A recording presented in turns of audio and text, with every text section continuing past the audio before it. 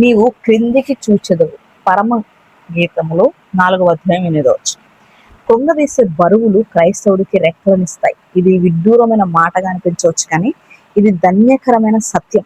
దావీదు కష్ట సమయంలో ఆక్రోశించాడు. ఆహా, గువ్వవలే నాకు రెక్కలున్నయెడల నేను ఎగిరిపోయి నెమ్మదిగా నుండునే అని కీర్తన గ్రంథంలో అంటున్నాడు. కానీ ఈ ధ్యానాన్ని అతడు ముగించక ముందే ఈ కోరిక అసాధ్యమైనదేమీ కాదని గ్రహించినట్టున్నాడు. నీ భారము యెహోవా మీద మోపుము, ఆయనే నిన్ను ఆదుకొనును అంటున్నాడు. భారము అనే మాటకి ఒక బైబిల్లో యెహోవానికి ఇచ్చినది అనే అర్థం కనిపిస్తుంది. పరిశుద్ధుల భారాలు దేవుడిచ్చినవే, యెహోవా మీద ఆనుకోవడానికి వాళ్ళనవి ప్రేరేపిస్తాయి. ఈ భారమే ఆశ్చర్యకరంగా మార్పు చెంది రెక్కలుగా మారిపోతుంది. రెక్కలొచ్చి పరిశుద్ధులు పక్షి రాజులాగా ఎగిరిపోతారు. ఒక రోజున నాకు దాపురించిన కష్టాల గురించి తీవ్రంగా ఆలోచిస్తూ వెళ్తున్నాను. కారు మేఘాల నుంచి వర్షం చెందినట్టుగా నా మీదకి దూకబోయే బాధల్ని తలుచుకుంటుంటే నా మీద నాకే జాలేసింది. అయ్యో పాపం, నీ మీద ఎన్ని బరువు బాధ్యతలు, నీ జీవితం బాధలమయ్య. ఈ భారం నిన్నెప్పుడో నేలకి అణిచివేయగలదు. నాలో నా గురించి గొప్ప సానుభూతి రేగింది. సూర్యుడు మలమల మార్చేస్తున్నాడు. వేగంగా వెళ్తున్న కార్లు రేపే దుమ్ము చేసే శబ్దం అసలే అల్లా కల్లోలంగా ఉన్న నా మనసుని మరింత చిరాకు పెట్టాయి. మనసంతా అలసటగా అశాంతిగా ఉంది.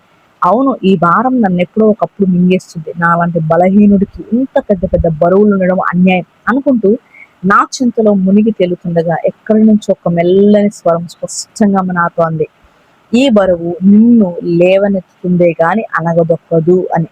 వెంటనే నా పొరపాటు నాకు అర్థమైంది. నా స్థానం ఈ భారానికి క్రింద కాదు, దానిపైనే. నేను దాన్ని మోయడం దేవుని ఉద్దేశం కాదు, అది నన్ను మోయాలి. ఆయన సంకల్పిస్తూ ఉన్నప్పుడే నా శక్తి సామర్థ్యాలు ఆయనకు తెలుసు. చిన్న మొలక పెరగాలంటే నీరు, వెలుతురు అవసరం. తన పిల్లలకి కూడా తన కృప, శక్తి అవసరం అని ఆయనకు తెలుసు. ఆ మొలకని తానే అక్కడ నాటాడు. మీద పడిన భారం కింద నలిగి నేలవాలితే చనిపోయినట్టే. కానీ ఆ భారాన్ని అధిగమించి పైకి పెరిగితే జీవం, శక్తి లభ్యమవుతాయి. మన భారాలే మన రెక్కలు. వాటితో మనం కృపలోకాలకి అంచులకు ఎగిరిపోతాం. అవి లేకపోతే శైశవ దశలోనే విశ్వాసంతోనే ప్రాకులాడుతూ తడుములాడుతూ ఉంటాం. పరలోకపు విధానాలు ఎంత విచిత్రమైనవి. మనల్ని అనగదొక్కడానికి వచ్చిన నాయనుకున్న భారాలు మనల్ని లేవనెత్తడానిగా. కాబట్టి నా ఆత్మ ఎప్పటికీ కృంగిపోదు. కానీ ఏ శక్తితో మనం ఔన్నత్యాన్ని చేరుకోగలం? ఆయన వాక్యంలోనే ఈ చిక్కుముడి విప్పే జవాబు ఉంది.